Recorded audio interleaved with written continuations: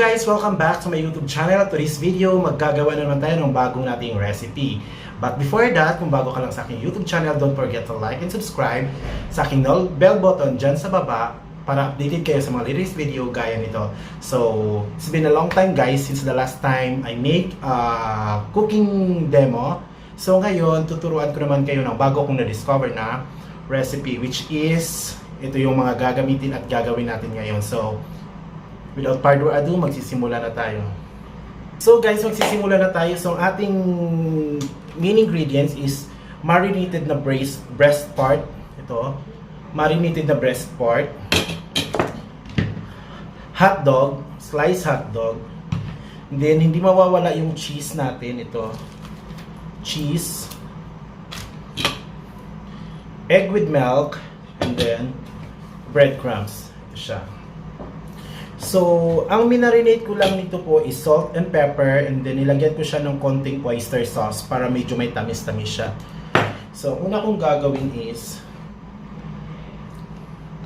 guys, malinis po ito ha, nakapaghugas po ako ng kamay. So, ito siya. So, ito siya guys, ito yung chicken na breast part. Ito yung best ko na pinili. Ito po yung pinili ko. So, before that, itong hotdog, i-roll up ko dito.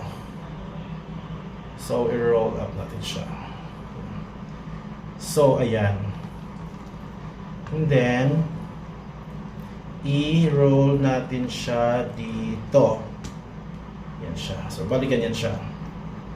So, ang gagawin kong pang-ipit, guys, is I have toothpick. So, yung toothpick yung gagawin kong pang-lock. Masyadong malaki yung hotdog kasi dalawang hotdog ginamit ko. Dapat kasi isa lang. So, ito siya. Ilalak natin siya.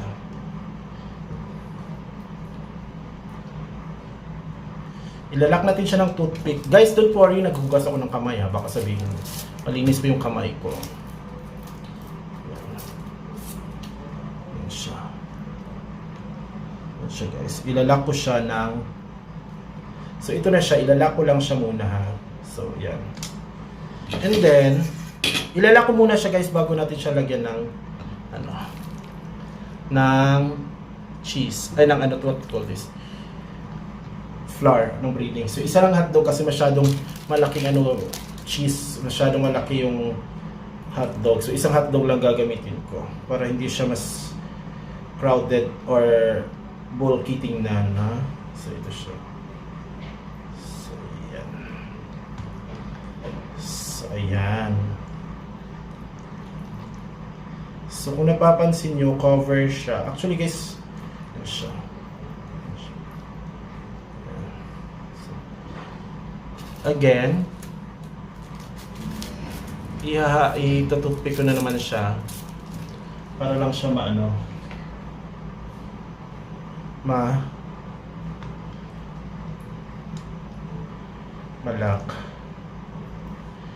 So, ayan siya.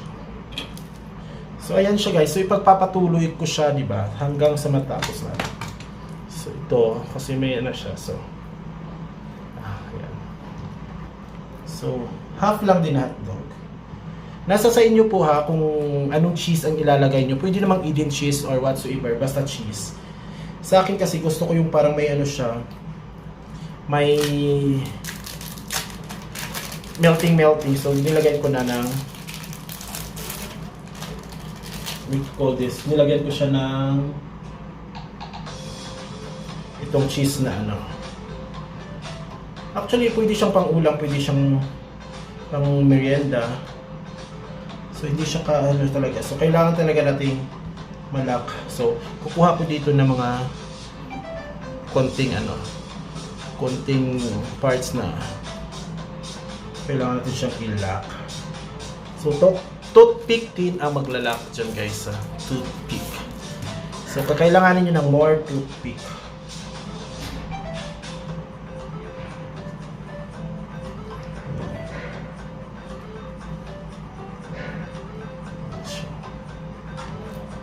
So actually ang sarap nito guys. Nung natikman ko, ang sarap niya. Kasi nga, nahihirapan akong gumawa ng sarili kong recipe. Wala na akong Sabi ko mag-discover ako ng bagong recipe ko. So ito, check ko na naman. So, ayan.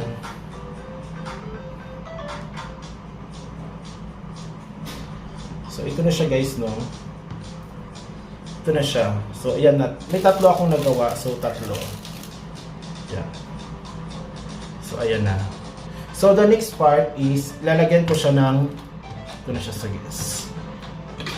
Egg. Para mas ano siya. Yan, ang sarap niya. Yan. Mas masyado siyang matunaw mali. So yan. And then ibababad natin siya dito sa breadcrumbs. Yan.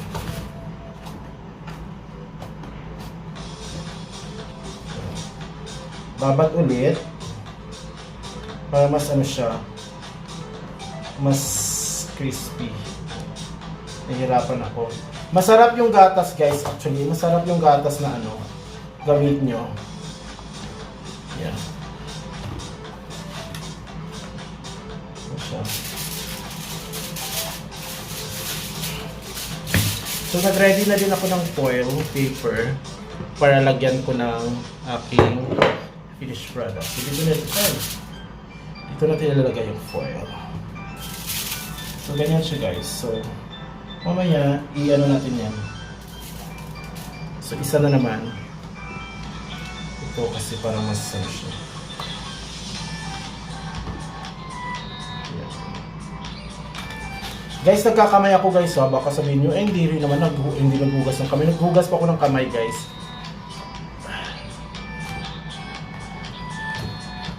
Kasi pag nag-gloves ako, nakakaano siya, lalo akong kumbaga slide. Ayan. So ito yung pinagdikit ko lang. So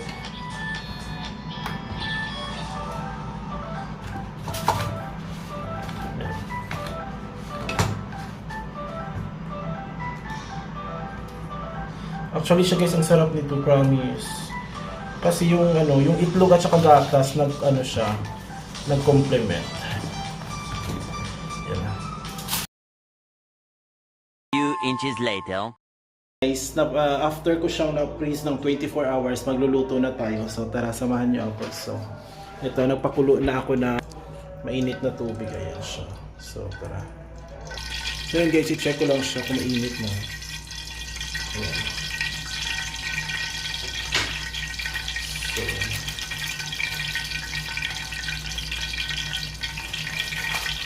So ito na siya guys after 24 hours. So ito na natin siya.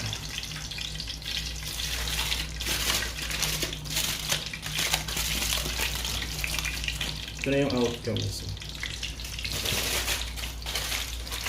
antayin lang natin siyang maluto, no?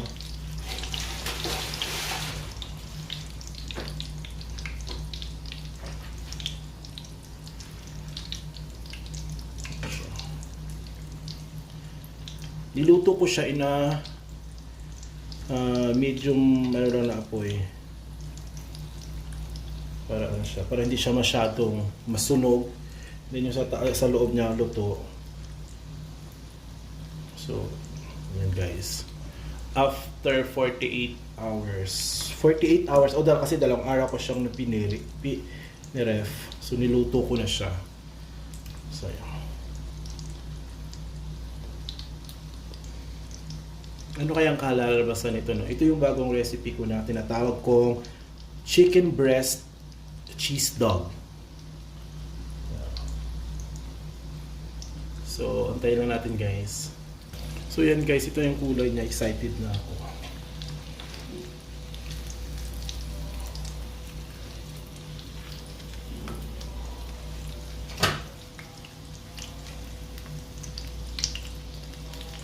Juiciness na siya.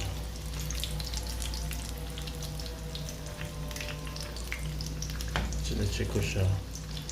Kasi yung sure natin yung loob na luto.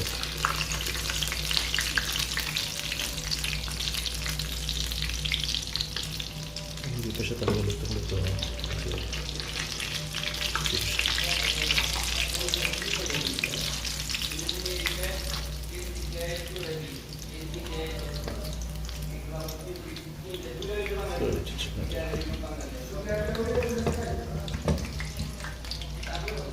Ito okay to siya. Itong luto. So guys, slicing ko na siya guys. Ang init na. Ang sarap.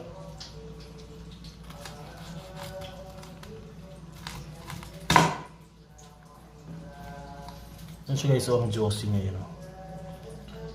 Yan. Oh shucks. So lutong-luto siya guys, sarap na sarap.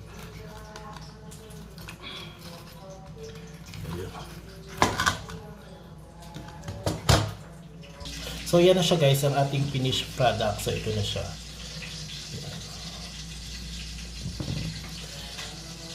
So ayan na siya guys, ito na po yung finished product natin. Ayan. So nakikita nyo yung juiciness. Ayan. Diba? Ayan siya guys.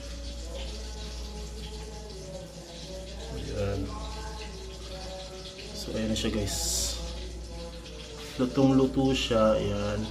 So ayan, it's tikiman time na guys.